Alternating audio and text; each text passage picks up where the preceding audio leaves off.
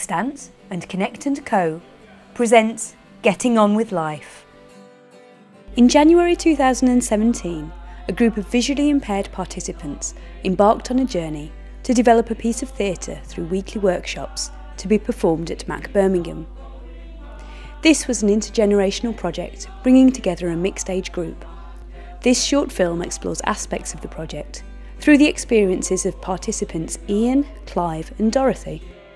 It features footage from the rehearsal and performance of Getting On With Life. Directors Jodie and Suriya Roberts-Gray ensured that from the outset the group were in control of the creative process. Director Suriya. Working with a group who have additional needs, it's important to figure out what works for them, how is the best way for them to be supported in this particular environment. The first few sessions we spent discovering ideas, thinking about what we wanted the show to be about.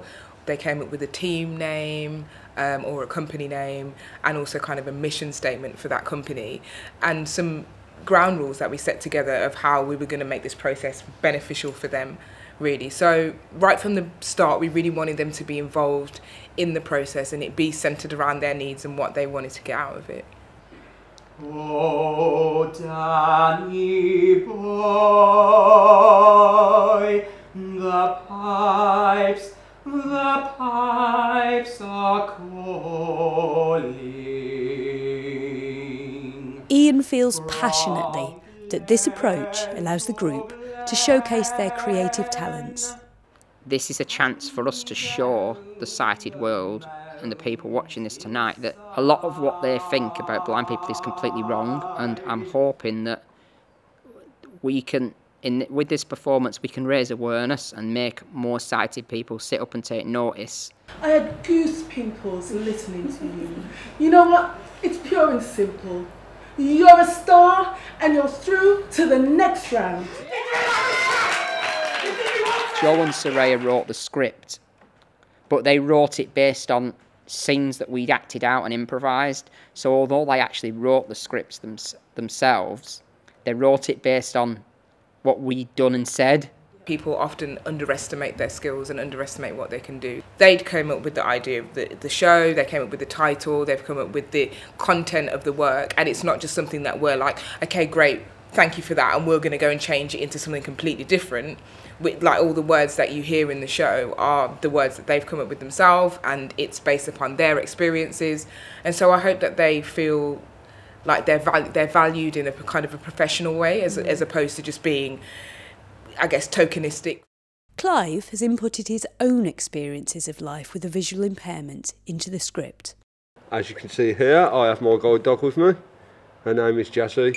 Jodie's involved in one of the scenes because we wanted to make it awareness out there to show people, well, you cannot by law refuse a dog.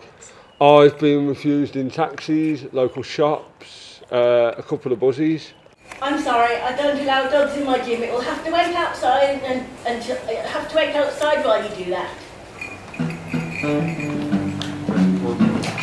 My dog is not a nuisance. They won't as far as you, I'm sure. But remember, if you don't let them in, well, that's against the law. Director Joe explains how the group's ideas were developed. They were really keen on it not being kind of doom and gloom though, and all sort of negative experiences and framed in a negative way. And I think what's really great about the group is the comedy that they bring to everything and to all the improvisations and just in themselves as people. For Dorothy, the project has enabled her to pursue her path into playwriting and performance. Who are you? I'm his wife. His wife? No wonder your head's in your hands, you dirty rabbit. When I'm amongst sighted people, I'm made to feel that I'm less than par, or I'm unable to do things because all these stereotypes, and so you kind of cocoon yourself. It was only when I was in a room with visual impaired people who understood me and I understood them, then I was able to relax and then just be myself. And so the talent just seeped out and they just pulled it out of me. Oh, Sam! Sam, is that you, baby? I just sent you a text message, darling. Because I'm interested in writing plays and performing, it gave me an idea of how to pull the whole thing together from start to finish, from writing a script, putting that together, performing it, rehearsals.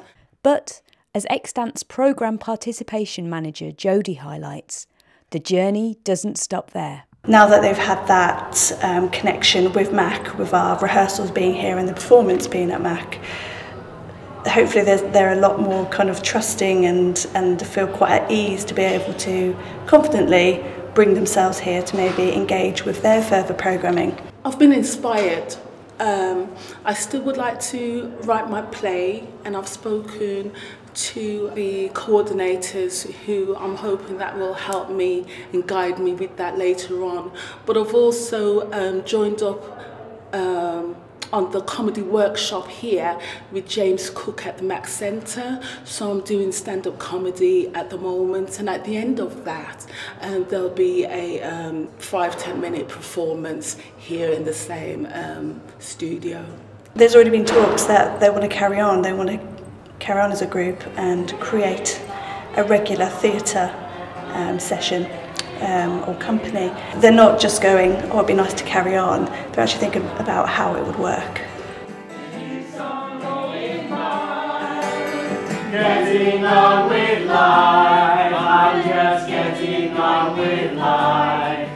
And before you know it, next year we'll be here.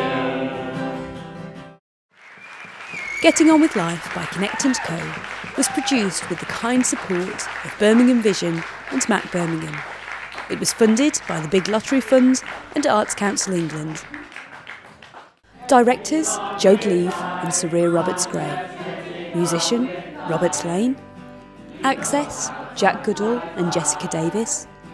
Participants Clive Barnett, Amy Hodgson, Samuela Khan, Dorothy Lawrence, Ian McNamara and Tashima Ghani.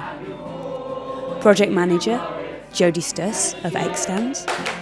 Technical Team Mac Birmingham Technicians. And Recruitment by Shazia Begum at Birmingham Vision.